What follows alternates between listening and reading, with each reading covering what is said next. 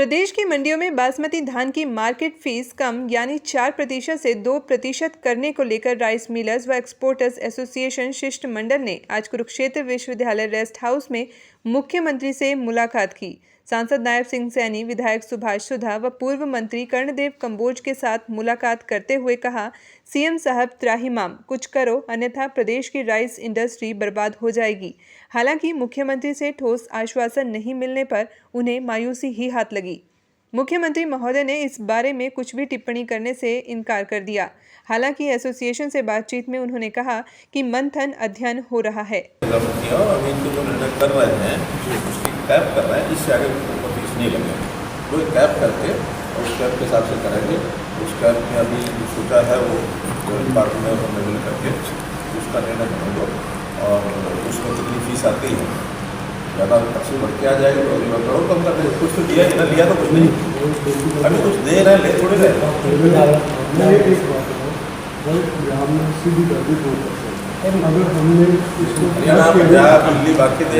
वहीं exporter association के प्रधान सुशील जैन ने कहा कि पहले 1% मार्केट फीस लगती थी, जिसे बढ़ाकर 4% कर दिया है। पंजाब में मात्र 2%, नरेला में 1% मार्केट फीस है और प्रदेश का 15% बासमती माल नरेला में बिकता है।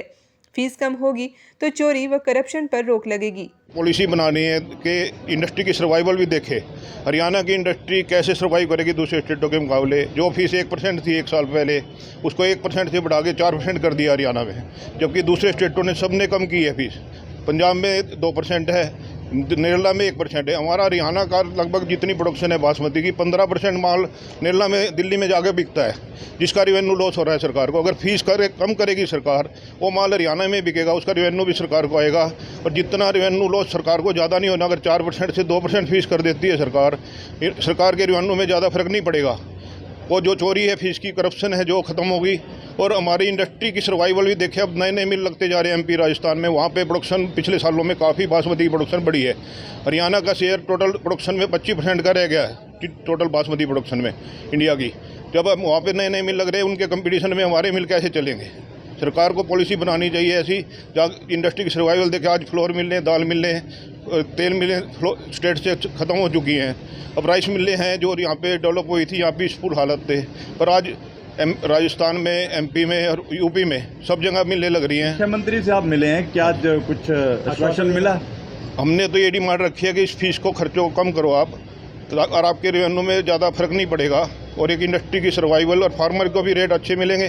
फार्मर के बेनिफिट के लिए भी है, एक्सपोर्टरों के लिए भी और मिलर के लिए भी यही बेनिफिट है कि इसको फीस को दूसरे स्टेटों के कंपटीशन बराबर करें। इससे करप्शन बढ़ेगी अगर फीस कम नहीं होती तो? करप्शन है ही, पहले ही है करप्शन, पहले चल रही है। कच्चे वाला सिस्टम और मार्केट फीस की चोरी वाला चल रहा है, ये कम होएगा। ये करप्शन 2% अगर फीस कर देती है सरकार, ये करप्शन नहीं खत्म हो जाएगी और रेवेन्यू जो लॉस नहीं होगा सरकार को ज़्यादा। वहीं विजय सेतिया ने कहा कि बासमती की फीस 2% करने को लेकर मुख्यमंत्री से बातचीत हुई है, लेकिन सरकार समझ नहीं पाई। बासमती धान के ऊपर 2% फीस करी है, जिसका फ़ायदा किसान के घर पहुँचे। यही हमारी डिमांड है कि अगर आप 2% फीस करोगे, करप्शन सारी ख़त्म होगी, मंडियों में 2 नंबर के धंधे सारे ख़त्म हो जाएंगे, हर आदमी सही काम करेगा।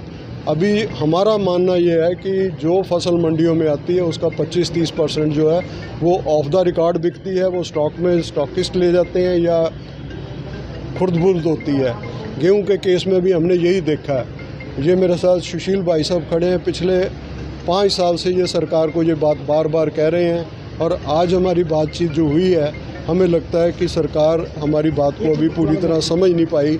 हमारा ये कहना है कि अगर ऐसा नियम बनाया जाता है 2% मार्केट फ़ीस वाला, इसका फ़ायदा किसान को सबसे ज़्यादा पहुंचेगा, एक्सपोर्टर को पहुंचेगा, क्योंकि एक्सपोर्ट इनकम्पिटिटिव हो रहा है, क्योंकि पंजाब हरियाणा में 2 और 1 है।